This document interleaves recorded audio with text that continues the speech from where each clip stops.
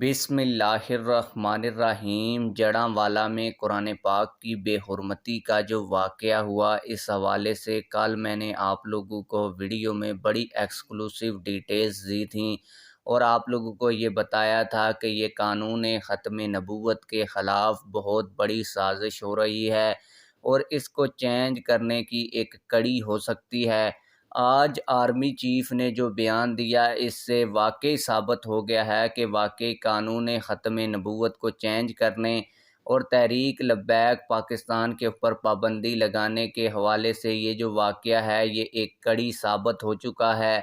Army chief نے اس واقعے کے حوالے سے کیا بیان دیا ہے وہ بھی آج کی اس ویڈیو میں آپ لوگوں کو بتاؤں گا، اور مزید اس واقعے کے حوالے سے جو تفصیلات سامنے آ رہی ہیں وہ بھی آپ لوگوں کے ساتھ شیئر کروں گا۔ لیکن ویڈیو شروع کرنے سے پہلے آپ لوگوں سے یہی ریکویسٹ ہے، اگر آپ نے ابھی تک ہمارے اس چینل کو سبسکرائب نہیں کیا ہوا تو چینل کو لازمی سے سبسکرائب کر لیں۔ ہو سکتا ہے کہ آپ لوگوں نے کل والی میری ویڈیو دیکھی ہو، یہ بھی ہو سکتا ہے کہ آپ لوگوں نے نہ دیکھی ہو، اسی لیے اس واقعے کے حوالے سے جو کل تھوڑی سی تفصیلات میں نے دی تھی جلدی سے آپ لوگوں کو بتا دوں۔ میں نے اس ویڈیو کے اندر بتایا تھا کہ کس طرح انٹرنیشنل اسٹیبلشمنٹ اور یورپی یونین اس طرح کے واقعات کروا کر سازش کر رہی ہے اور چاہتی ہے کہ جو قانون ختم نبوت 295 ہے اس کو چینج کروایا جائے۔ اس سے پہلے بھی یورپی یونین پاکستان کی حکومتوں کو پیسے دے کر، اسٹیبلشمنٹ کو پیسے دے کر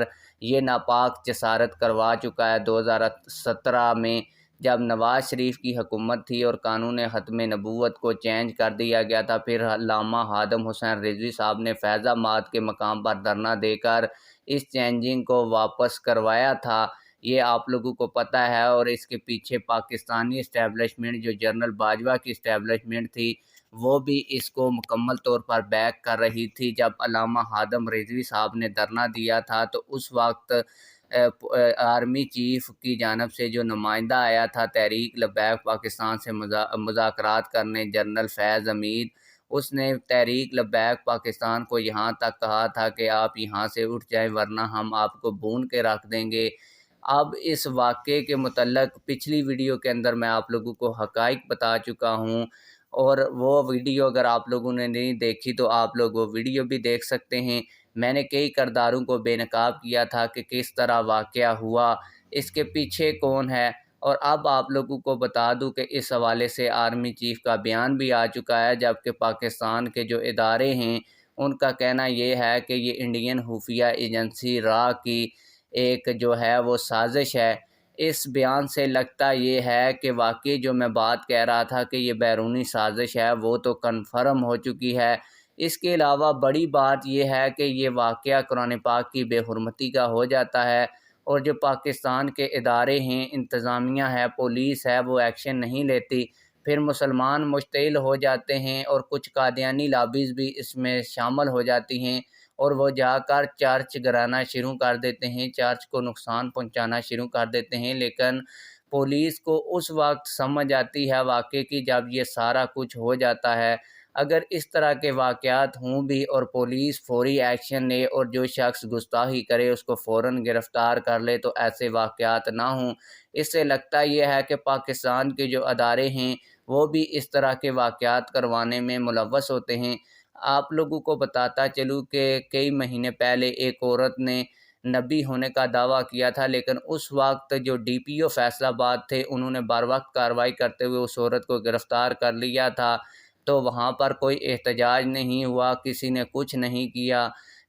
اسی لیے میں کہتا ہوں کہ اگر ادارے بر وقت کام کریں تو ایسے واقعات ہو ہی نہیں سکتے۔ یہ ایسے واقعات کی ایک کڑی چل رہی ہے تاکہ ان واقعات کو وجہ بنا کر کسی نہ کسی طریقے سے جو ناموس رسالت اور ختم نبوت کا قانون 295 ہے اس کو ختم کروایا جا سکے۔ اب اس واقعے کے حوالے سے ہوا یہ ہے کہ جب اتنا اشتعال پھیل گیا تو تحریک لبیک پاکستان کے قائدین نے لوگوں کو بتایا کہ قانون کے مطابق جو ہے وہ اس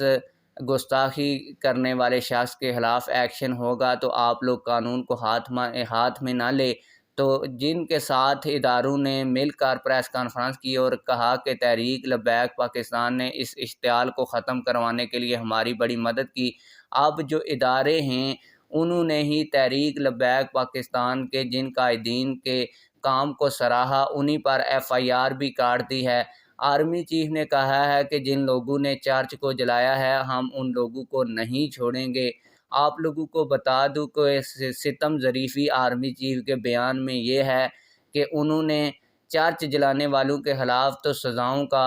اعلان کیا، لیکن جس شخص نے قرآن پاک کی بے حرمتی کی اس کے خلاف ایک لفظ تک نہیں بولا۔ اس سے لگ یہی رہا ہے کہ انٹرنیشنل اسٹیبلشمنٹ کی بات مانتے ہوئے پاکستان کے ادارے، پاکستان کی اسٹیبلشمنٹ بھی قانون ختم نبوت صلی اللہ علیہ وآلہ وسلم چینج کرنے اور تحریک لبیک پاکستان پر پابندی لگانے کے حق میں آ چکی ہے۔ اسی لیے تحریک لبیک پاکستان کے جو قائدین انتشار کو ختم کروانے کے لیے پولیس کی مدد